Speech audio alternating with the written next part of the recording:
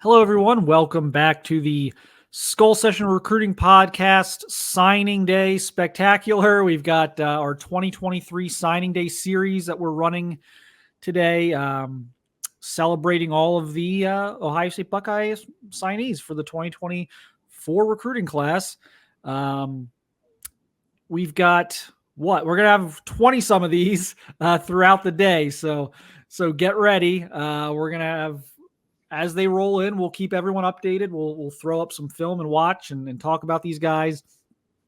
So keep it locked in here throughout the day. But we're on to a guy who I think a lot of people are very excited about. And quite frankly, a guy who I think the way things have shaken out the last few weeks may have as much of an early opportunity to play as anybody in this recruiting class. And that is top 100 running back James Peoples out of San Antonio. He has signed, folks. So one of the class favorites among Ohio State fans is in the fold. Again, a four-star running back out of San Antonio, top 100 prospect overall. Kevin, this was another low drama one. A lot of ties to Cleveland through his family and everything else. So he's moved around a little bit, but so he's kind of coming back home in a way.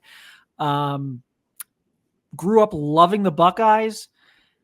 Kind of made that known early on, was down there in Texas. You're battling Texas A&M, Texas, Oklahoma. You're battling those kind of regional schools, but committed early to Ohio State and never gave him any reason for concern. And we've kind of seen this play out before where you've got the guy who, I loved being I just wanted to be a Buckeye growing up, and they're out of state and they say all the right things, and then it just doesn't materialize. They either commit and end up decommitting, or they just commit somewhere else. And it's just like, what? I thought you wanted to be a Buckeye. And that did not happen here with James Peoples. He was as good as his word the entire way.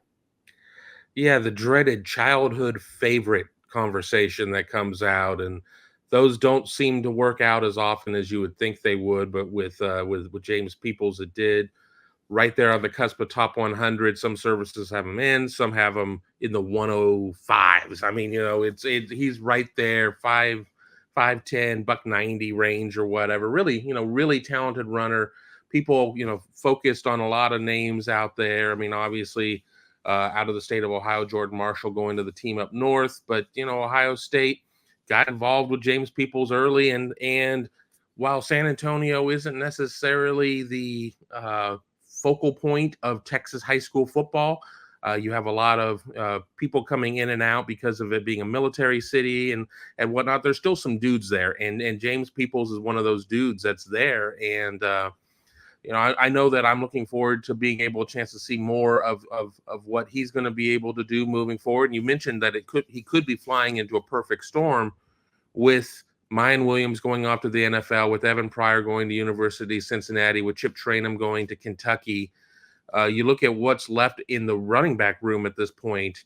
At the time that we're talking about this, not exactly sure what's in the future for Trevion Henderson, and then you got Dallin Hayden. So there should be ample opportunity for a player like Peoples to be able to wrestle some of those snaps for himself and be able to see if he can have an impact as a true freshman.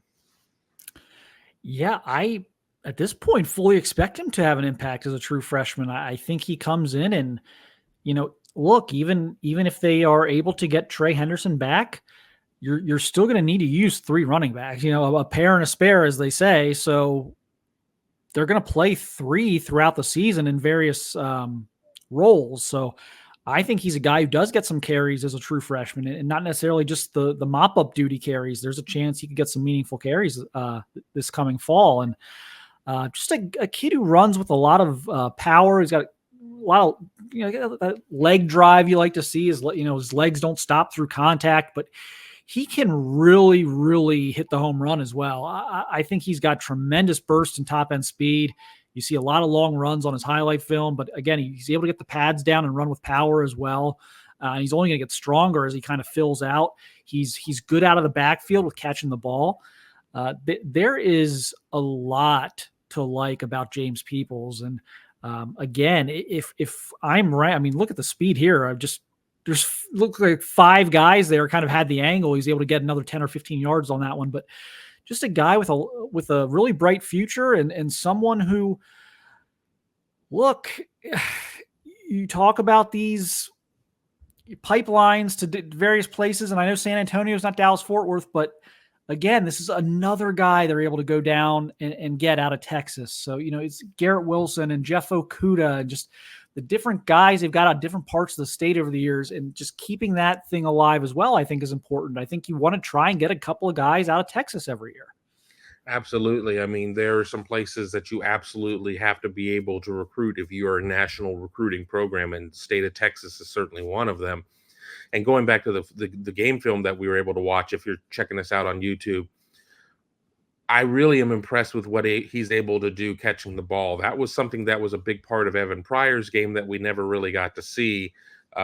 Just another added benefit, just another pass catcher in this offense when he's going to be out there on the field. So I think all of that's important. But to the point of recruiting Texas, especially now that Texas is kind of turning into an SEC state with Texas moving into the SEC, you really need to make sure that you're able to plant your flag there, because it's not a case of having, split identities between the Big 12 and the SEC. Sure, you've got Texas Tech and Baylor that are still members of the Big 12, but generally the kids at Ohio State is recruiting in the state of Texas. They're going against Texas and Texas A&M.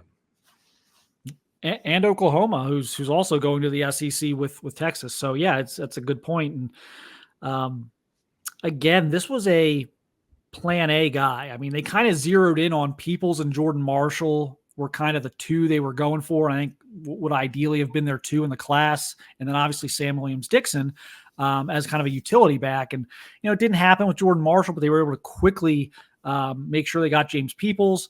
So this was not a random, guy they just added back in the spring. This was a top of the board back. I know they're very excited about him. Has also that maturity. When we're talking about him playing early, well, you better pick up the playbook. You better be able to do more than just run the football. You better be able to, know your pass protections, know your assignments. So there's a maturity there, I think, about him that a lot of people are excited about. And again, I think, we'll go through some of these other guys, and there's going to be a couple other guys on this list. One in particular that I think may actually start for Ohio State next year that you may have heard about by now, but I think he's on the short list. I think he's on the, give me 3 or 4 true freshmen that could play next year. He's on that short list for me, Kevin. Yeah, he is for me too. I mean, of course, Ohio State could, change everything up and get a portal running back, and then you're going to have to kind of wonder at that point. But I think that the only way we see them really going portaling is if Trey Henderson decides to go elsewhere, generally meaning the NFL, and then you kind of figure it out at that point. Then you're still potentially number 3 in the room at that point, and he still could see playing time. But when we talk about teams playing true freshmen, generally a lot of them are teams that have to replace a lot of guys, maybe haven't necessarily done so well at certain positions, that somebody comes in and just is the tallest guy in the room, just out of, just because he is. At a place like Ohio State, you don't really have a lot of true freshmen that are getting out there. So if you're getting mentioned here at this point, here in mid to late December, as being somebody that really is on a path to seeing playing time in year one, that's saying something. And I think that speaks volumes about James Peoples and a couple other names that we may have on that list that we'll talk about at various points. Yeah, and running back's a position you can do it. It doesn't have the mental, strain of a position like quarterback where you're just desperately trying to get adjusted to the speed of the game. It doesn't have, the physical thing of like where offensive linemen or defensive linemen, well, you got to put on 20 or 30 pounds. He doesn't need to do any of that. He just needs to go out there, make sure he knows his pass protections and do what he does, run the football. And we've seen, J.K. Dobbins and, Ezekiel Elliott got out there early. Trey Henderson was very early. So we've seen Michael Wiley back in the day. We have seen freshman running backs come in, Maurice Clarett, and be able to either start or just play a role in the offense. So this is one of the easier positions to kind of come in and be a part of things. So I think he'll be able to do that. But good news for the Buckeyes. James Peoples is signed, sealed, delivered. So congratulations to the Ohio State fans for another great running back in Columbus. And again, this is our signing day spectacular. So we're going to go through, we're going to have all these videos up throughout the day on all the guys as they sign. So keep it locked in here at youtube.com/Buckeye Huddle. And we will see you later and talk to you later again, probably very soon. They're rolling in fast right now.